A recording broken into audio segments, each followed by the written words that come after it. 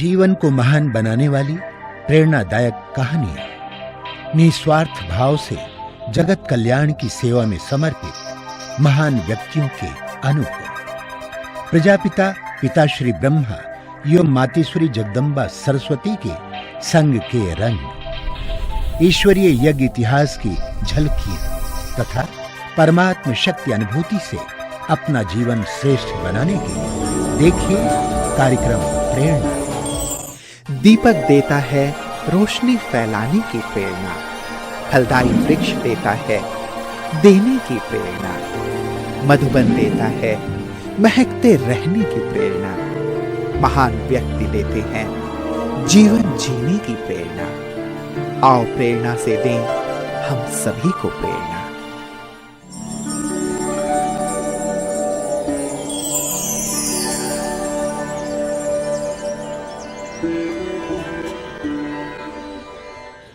नमस्कार, आइए प्रेरणा कार्यक्रम में आपका हार्दिक स्वागत है। साथियों, इस कार्यक्रम में हम आपकी मुलाकात कराते हैं ऐसी प्रेरणादायी हस्तियों से जिनका संपूर्ण व्यक्तित्व निस्वार्थ सेवा करने और जीवन को दिव्य बनाने की प्रेरणा देता है। ये वो महान आत्माएं हैं जो अध्यात्म के पथ को अपनाकर ईश्वरीय प्रेम का रसपान करते हुए जन जन को ईश्वर के सानिध्य का अनुभव करा रही हैं। हमें आशा ही नहीं, पूर्ण विश्वास है कि आप भी इन दिव्य विभूतियों के अनुभवों से प्रेरणा प्राप्त कर अपना जीवन श्रेष्ठ और सफल बनाएंगे।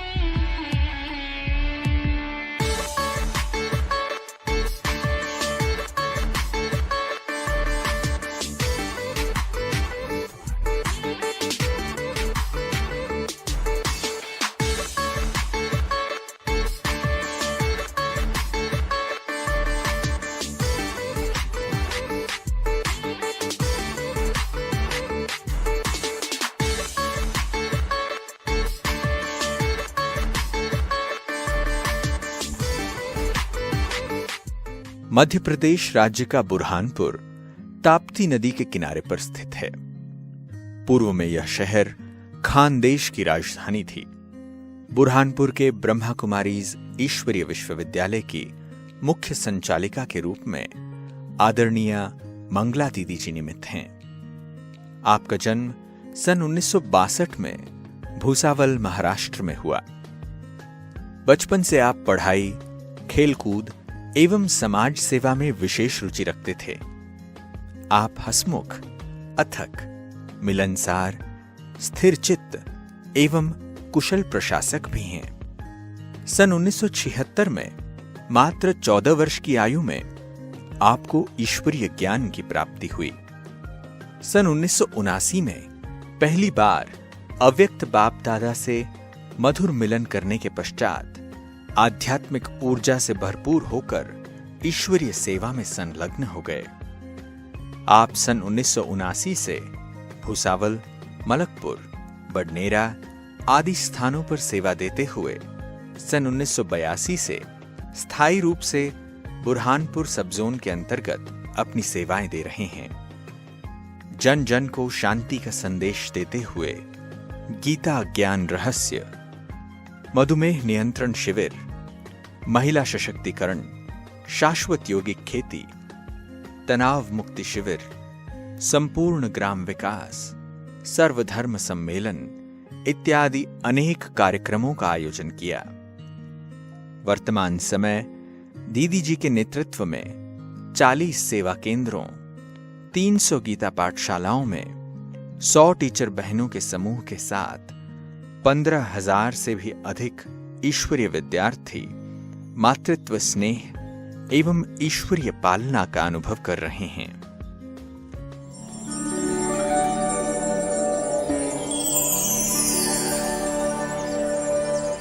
लौकिक माता जी ज़्यादा भक्ति पूजा पाठ करते थे, पिताजी थोड़ा कम ही करते थे। और जब मैं इस विद्यालय के संपर्क में आई तब मेरी आयु लगभग 14-15 वर्ष की थी। और उन दिनों में भुसावल में छुट्टियों के दिनों में वहाँ पर एक स्कूल में बहुत अच्छी ये एग्जीबिशन लगी हुई थी। और वो एग्जीबिशन देखने के लिए हम 3-4 सहेलियाँ मिलकर के वहाँ पर गए। और जब वहाँ वो एग्जीबिशन देखी और जो वहाँ पर समझाने के लिए गाइड थे भाई बहनें, उन्होंने जो समझाया तो हमें वो बहुत अच्छा लगा। और छुट्टियाँ तो थी ही, हम लोग रोज़ वहाँ पर एग्जीबिशन के लिए जाते थे। और जो हमारे साथ में जो और बहनें जो हमें समझाने वाली थी, उनको देख कर के हमारे मन में भी उत्साह आया कि हम भी तो ऐसा सुना सकते हैं। तो फिर 4-6 दिन के बाद हम लोग भी जाकर के प्रदर्शनी समझाने की सेवा करते रहे। ऐसा करते करते करीब 1 मास की वो प्रदर्शनी थी। और उन दिनों में बुरहानपुर से सुधा दीदी भुसावल में योग शिविर ज्ञान शिविर कराने के लिए आए थे। तो जब पहली बार दीदी जी को हमने देखा तो ऐसा लगा कि जैसे कि कोई मंदिर से देवी उठकर आकर के सामने बैठी है। हमें बहुत उनके द्वारा एक चुंबकीय उनका आकर्षण था, वो देखकर के बहुत दिल गदगद होकर के आई।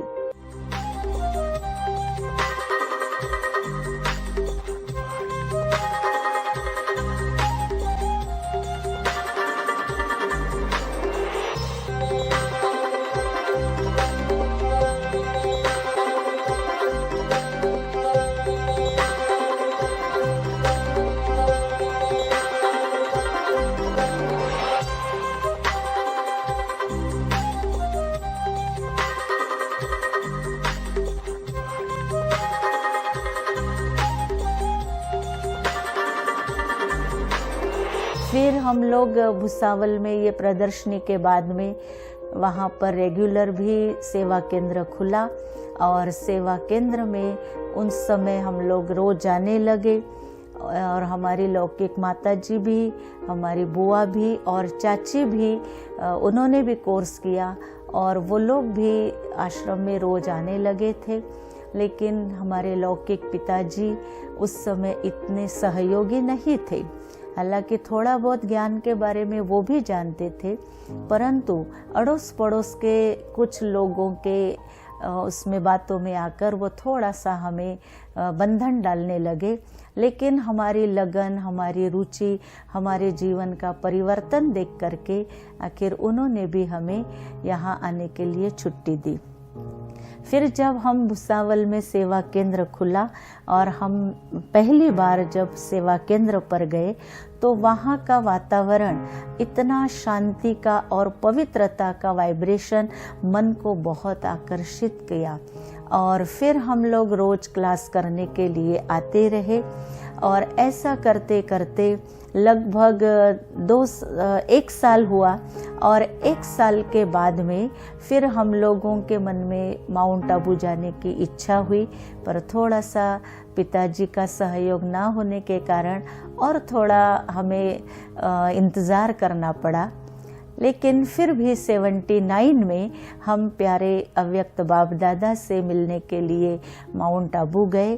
तब तक इस 2.5 साल के अंदर हम लोगों ने ये ज्ञान सुनते रहे तो बाबा के एक एक महावाक्य के ऊपर मुझे पूरा विश्वास था, निश्चय था। कभी भी मेरे मन में ये संकल्प नहीं आया कि ये ऐसा क्या, क्यों, कैसे, ये एक मन में एक संकल्प भी नहीं आया। पूरा निश्चय बुद्धि बन करके मैं रोज क्लास करती रही। बस केवल मन में एक ही प्रश्न था कि जो साकार बाबा के करीब 9 वर्ष के बाद हम ज्ञान में आए थे, तो एक ये था कि बाबा आपने अपना होते हुए क्यों नहीं हमें अपना बनाया, बस एक ये मन में क्वेश्चन था। तो जब पहली बार बाबा से मिलने के लिए गई और बाबा के सामने उन दिनों बहुत छोटी छोटी पार्टियां होती थी और हम लोग भी जब गए थे तो बहुत थोड़े भाई बहन थे भुसावल के और बाबा के सामने बैठते थे। उन दिनों बाबा विशेष छोटे छोटे ग्रुप को सामने बिठाकर बहुत प्यार से 15-15 मिनट 20 मिनट दृष्टि भी देते थे, महावाक्य उच्चारण करते थे और अपने हाथ से टोली प्रसाद भी देते थे। तो जब मैं बाबा से मिली और बाबा के सामने बैठी हुई थी और मन में यही एक प्रश्न था कि बाबा आपने अपना होते हुए क्यों नहीं अपनाया, तो मैं देख रही हूँ बाप दादा से दृष्टि लेते लेते मुझे थोड़ा समय के लिए दादी जी की जगह पर ब्रह्मा बाबा ही दिखाई दिए और बाबा से मैं बहुत प्यार से दृष्टि ले रही थी और ऐसे अनुभव हो रहा था कि सचमुच मैं तो मेरे असली पिता के पास आ गई हूँ, उनके गोद में आई हूँ। और मुझे ऐसा अनुभव हुआ कि बाबा ने मुझे दोनों हाथ पसार करके फैला करके मुझे अपने गले से लगा लिया। तो ये अनुभव मुझे बहुत आगे बढ़ाता रहा। जब जब मैं इस अनुभव को याद करती रही तो दिल बहुत खुशी से भर जाता था। तेरी पालना का बाबा, तेरी पालना का बाबा, एहसान चुकाई किस तरह, एहसान चुकाई किस तरह। तूने प्यार से जो पाला, तूने प्यार से जो पाला, शब्दों में गाए किस तरह। तेरी पालना का बाबा, तेरी पालना का बाबा।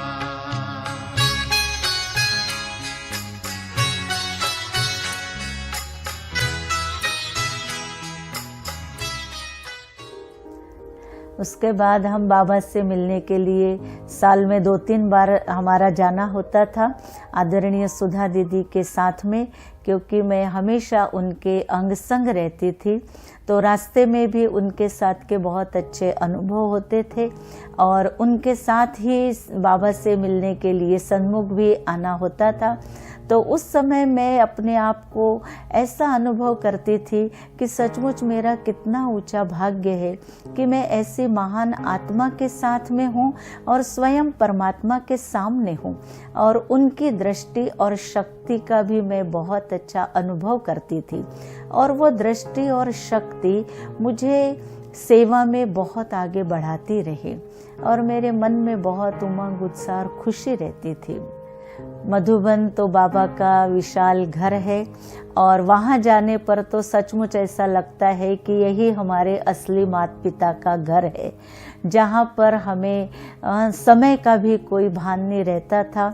कहाँ सवेरा होता, कहाँ रात होती है, ज्ञान योग और सेवा में ही सारा समय बीतता था। दादियों के साथ में भी समय बहुत अच्छी तरह से बीत जाता था, क्योंकि दीदी के साथ में हम दादियों से भी मिलते थे, तो दादियों के भी अंग संग रहने का हमें सौभाग्य मिला और उनके भी पालना का, उनके प्यार का, उनके साथ का हमने अनुभव लिया है। अब भी मैं जाती हूँ तो मैं देखती हूँ कि दादियाँ आज भी मुझे उसी नज़र से देखते हैं और उसी स्नेह प्यार से मिलते हैं और मुझे हमेशा यहाँ के बारे में, बुरहानपुर के बारे में पूछताछ करते रहते हैं कि वहाँ पर कैसे सेवा चल रही है, आप सभी ठीक ठाक है। अगर ऐसी कोई बात हो तो आप हमें बताना, दादियों का सहयोग लेना। तो उस घड़ी ऐसा लगता था कि सचमुच दादियाँ कितना इतने विशाल कार्य को संभालते हुए भी हम छोटी छोटी बहनों के प्रति भी उनके मन में कितनी श्रद्धा, प्यार और भावना रहती थी कि कहीं भी ये मूंझे नहीं। इनको हर घड़ी ये अनुभव होता रहे कि हम बाबा की, दादियों की पालना में पल रहे हैं, और हम भी ऐसा ही अनुभव करते हैं कि हमेशा दादियों की छत्र छाया हम पर है और उनकी पालना में हम पल रहे हैं, और उनकी शिक्षाएं हर घड़ी हमें याद आती रहती है।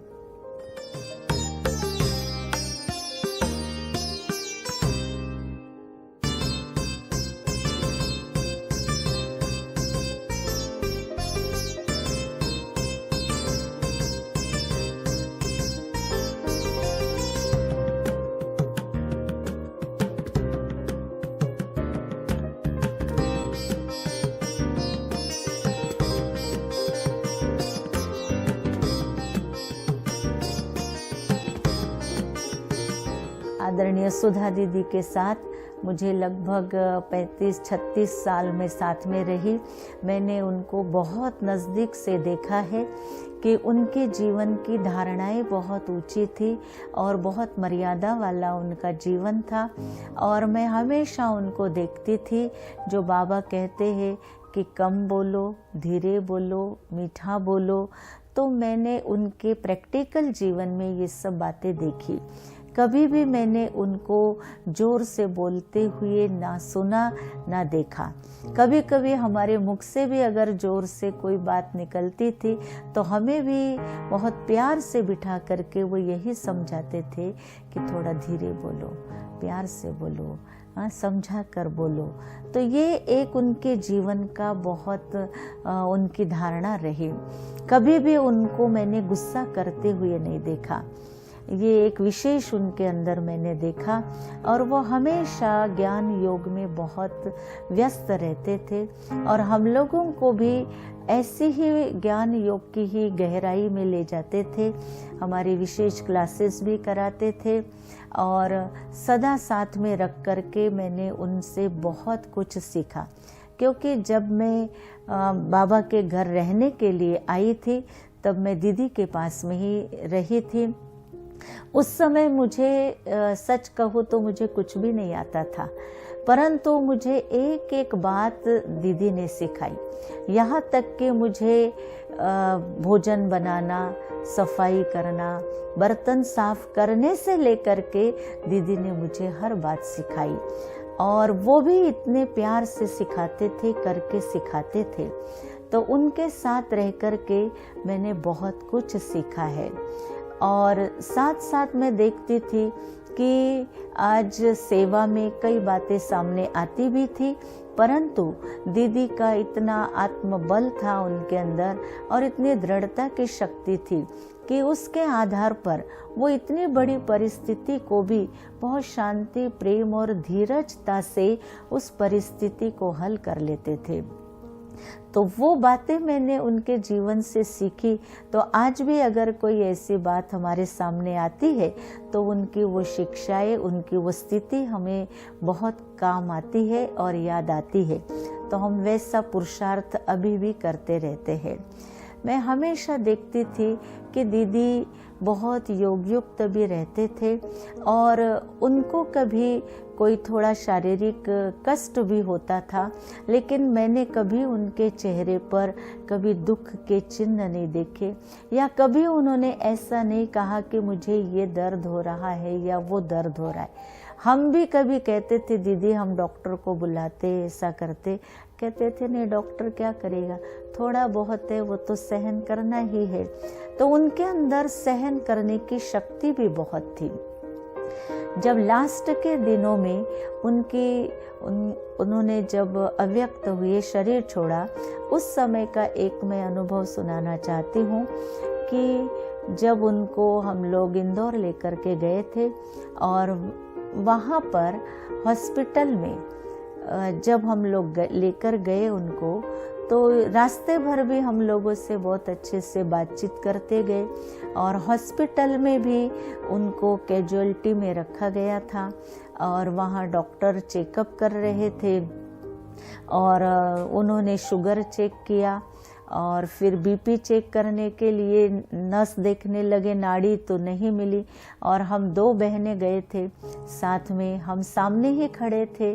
तो दीदी ने बहुत प्यार से हमें देखा हमारी तरफ और मुस्कुराए, आंखें खोली, ऊपर आँख की और बंद कर दी। जो बाबा कहता है, या अपना ज्ञान का स्लोगन भी है कि अंत समय गर आ जाए, तेरे होठों पे हो मुस्कान, तू जाता है इस दुनिया से, दुनिया सीखे तुझसे ज्ञान। तो ये बात हमने उनसे देखी कि चाहे ऐसा अंत समय भी था, उनको भले अंदर में कुछ थोड़ा बहुत कष्ट भी हो रहा होगा, परंतु उनके चेहरे से कभी भी हमने नहीं देखा। हमेशा ऐसा लगता था कि वो बाबा की याद में खोए हुए हैं।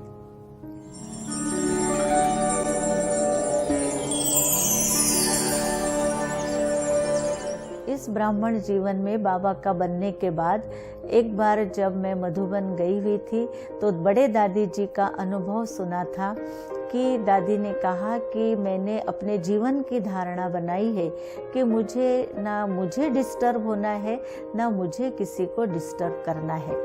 तो जब मैंने ये बात सुनी थी तो मैंने भी अपने जीवन में यही लक्ष्य रखा कि मुझे डिस्टर्ब होना भी नहीं है और मुझे किसी को डिस्टर्ब करना भी नहीं है।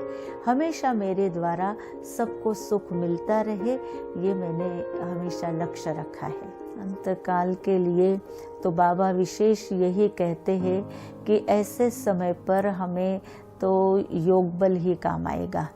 जितने हमारी योगयुक्त स्थिति रहेगी तो ऐसे समय पर हम बाबा की याद में सदा उड़ते रहेंगे, क्योंकि परिस्थिति तो आने वाली है, ये बाबा ने पहले से ही ज्ञान दिया है। और बाबा प्रतिदिन मुरलियों में भी हम सबको ये याद दिलाता है कि बच्चे तुम्हें महावीर बनना है, ऐसा समय आने वाला है। तो उस सीन को देखने के लिए अपनी अवस्था को ऐसा मजबूत बनाना है।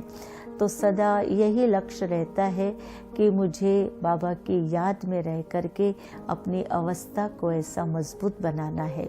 उसके लिए विशेष अशरीरी बनने का अभ्यास मैं हमेशा करती रहती हूँ, क्योंकि अंत के समय जब ऐसी परिस्थिति आएगी तो जब हम शरीर से न्यारे हो जाएंगे तो वो बातें नीचे रह जाएगी और हम ऊपर रह जाएंगे, ऊपर स्थिति हमारी ऊंच बन जाएगी।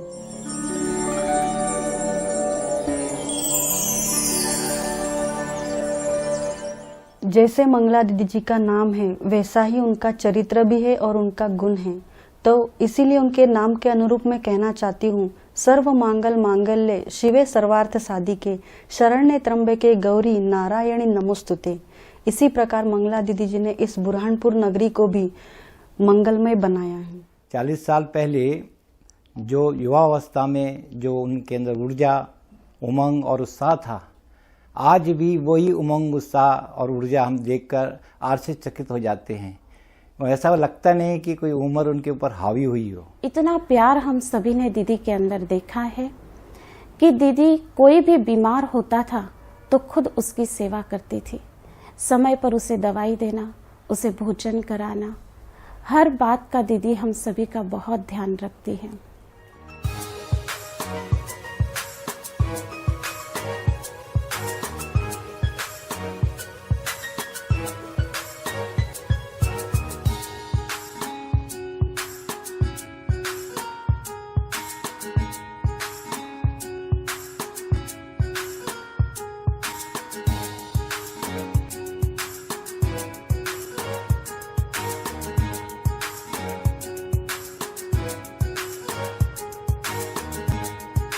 दीदी जी के अंदर सबको देने की भावना है, वो सबको कुछ ना कुछ देती रहती है। जो भी उनसे मिलता है तो उनको ऐसा लगता है कि दीदी से उन्हें बहुत कुछ प्राप्त हो रहा है। और दीदी की वाणी में इतना जादू है कि हम अपना हर टेंशन, प्रॉब्लम सब भूल जाते हैं।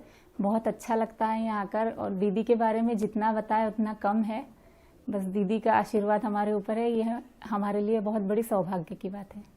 मंगला दीदी निश्चित तौर पर एक मृदुभाषी और बड़ी नेक दीदी हैं, जिनके माध्यम से ये संस्था जो है हमारे यहाँ बुरहानपुर में सेवाएं देती रही है।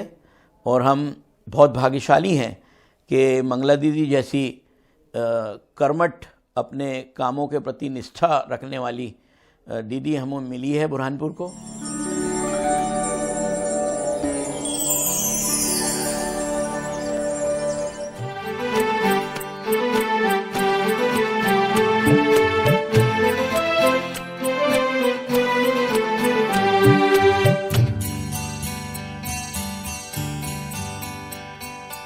बाबा से मिलके दिल में ऐसा खुमार छा गया, बाबा से मिलके दिल में ऐसा खुमार छा गया, सबके मन को भा गया, प्यारा बाबा आ गया, सबके मन को भा गया, प्यारा बाबा आ गया। झूम उठी है अवनियंबर, जग ये सारा गा रहा, झूम उठी है अवनियंबर, जग